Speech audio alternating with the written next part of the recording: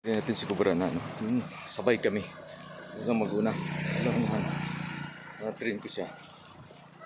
So, huwag siya mag-una kasi very good. Relax Cobra. Sabay kami maglakad. Ito ang luwag ng tali. Tali lang yung ano, pang disiplina ko sa kanya. Parang ititik lang sa puno niya. Sa kabila. Ipitik mo lang yun sa ano niya, katawan. Ano na siya. Alam na niya.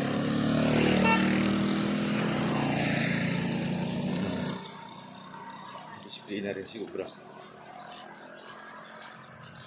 Wala natin disiplinahin eh.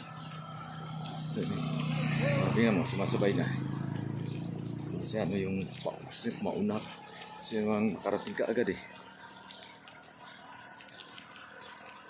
Very good, Cobra.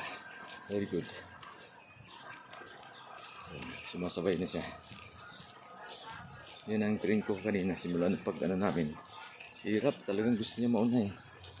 Ayan. Paano ang loob ng ano, tali. Ayun niyang sumabay.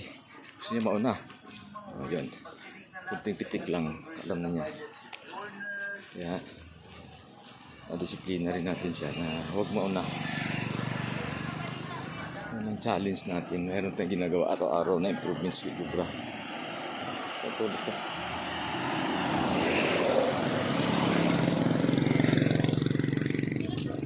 Pagod ni Cobra. So at least yun lang, ay meron tayong nagawang improvements sa kanya ngayon.